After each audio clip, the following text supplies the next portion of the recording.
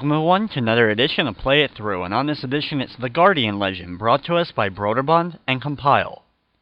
The Guardian Legend combines two different types of gameplay into a great package on the NES, including a vertical scrolling shooter, as well as an adventure-style gameplay similar to Legend of Zelda or Star Tropics. In The Guardian Legend, we play as a Guardian of Earth, who's sent to a large planet-like object called Naiju. Naiju is really a large space station holding 5 different colonies of aliens who are all trying to take it over as it heads towards Earth in order to invade Earth as well. Our goal is to activate 10 different areas within the colony in order to activate the self-destruct sequence in order to destroy Naiju and save Earth. We start off the game in one of the scrolling shooter-esque parts, and you can see it's very similar to other Compile games such as Xanac. You have a health bar on the lower left side of the screen that will slowly decrease every time you take damage, but it will also be able to be upgraded throughout the entire game, getting longer and longer as we go. We also have a score that keeps track in the upper left corner of the bottom section, as well as a chip meter, which is our money in the game, which we will use to buy a few items throughout the game. You'll see shot to the right, which is how many shots you have left with a particular extra weapon. We'll get these extra weapons as we get farther into the game. You also have what area you're in and the coordinates X and Y on where you are in Naiju. Our main hero, as you can see, starts off as a spaceship but can transform into a female robot form for when she's exploring the inner areas of Naiju. Just like with all scrolling shooters, it takes a lot of time and practice to get used to a lot of the enemies, dodging projectiles, and knowing when to move.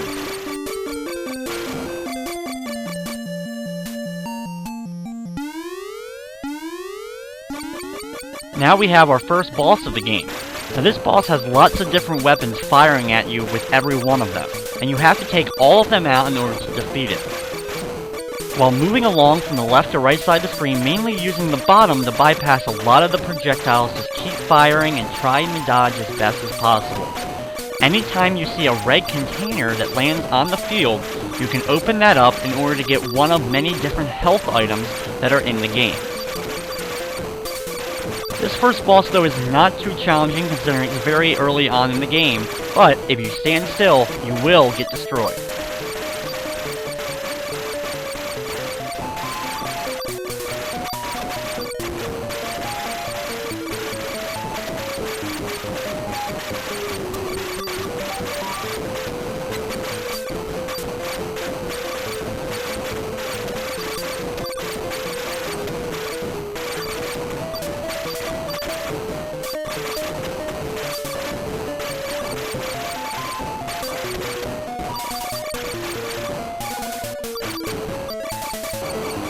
Once you've destroyed all of it, you will be teleported into the beginning of the Labyrinth area of Naiju.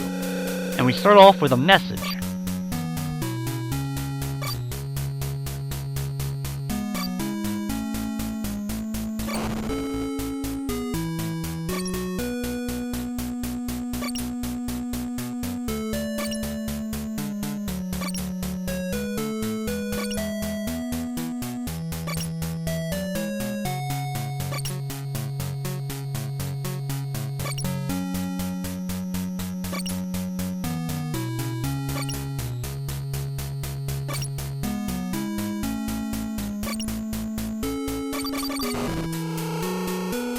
Like I mentioned before, you have to destroy 10 different corridors throughout the game in order to activate the self-destruct sequence.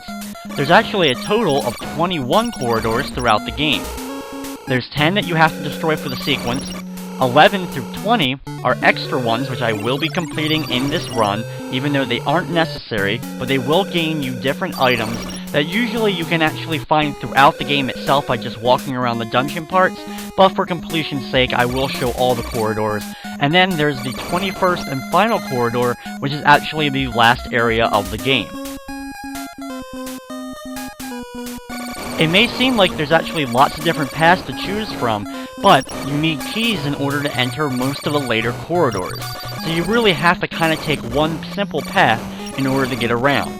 However, there's tons of health items, armor, weapon boosts, as well as money that you can find scattered throughout all of the dungeon.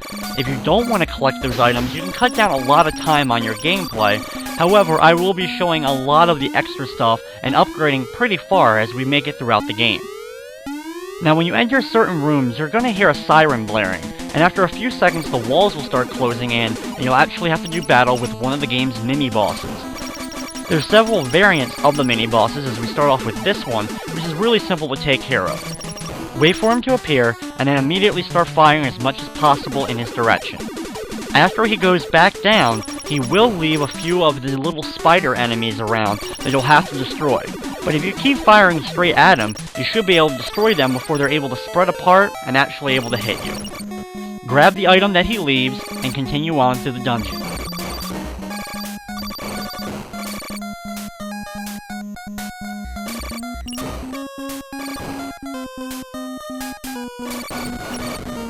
Besides finding upgrades to your health as well as your weapons, you also level up by how much your score is. Reaching different amounts of score will net you an extra level.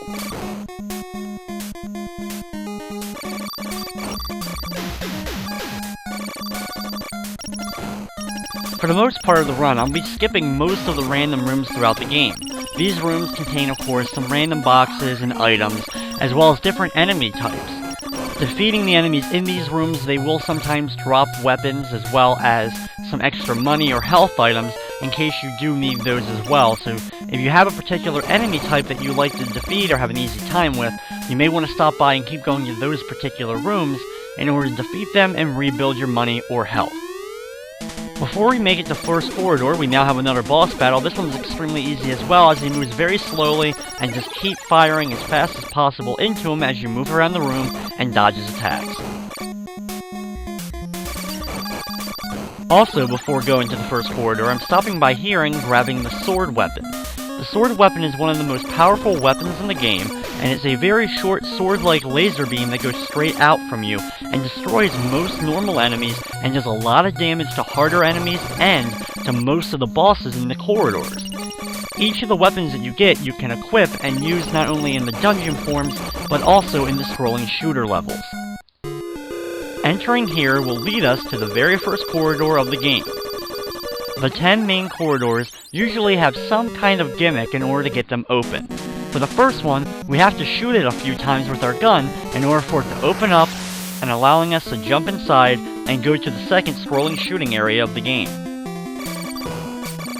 You'll find out that the different backgrounds in these scrolling areas will be different depending upon which corridors you're in, as well as of course going to be a lot of different enemies to face throughout these different corridors.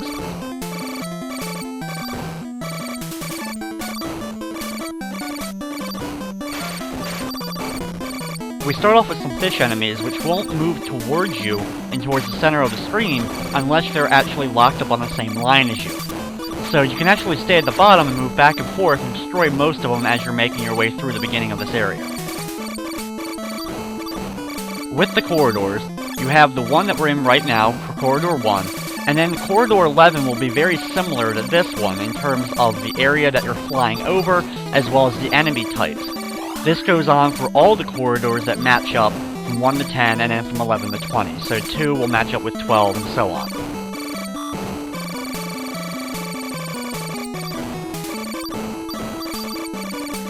As we go through the areas and get more weapons as well as upgrades to our default weapon, it will also change in these areas, so you'll get a much more powerful weapon as we go through the game.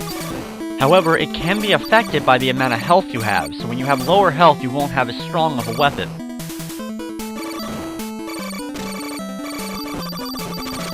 These enemies that come out of the ground, the moving eyeballs, we're going to see a lot of them throughout the game.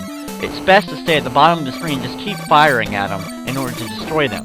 However, later in the game, when you're going to have 2 or 3 of them on screen at once, you may want to use one of the other special weapons to get rid of them quicker.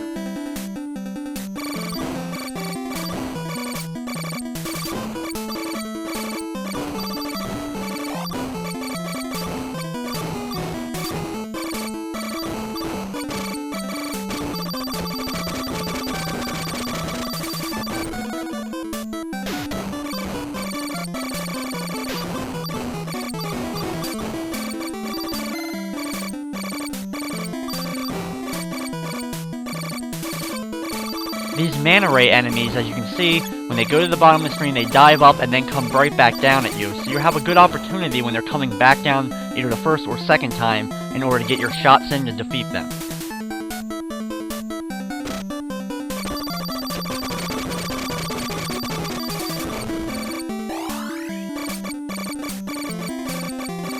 While these areas may move rather slowly and not a whole lot of enemies at first, when we get farther into the game, the enemies get a lot harder with a lot more enemies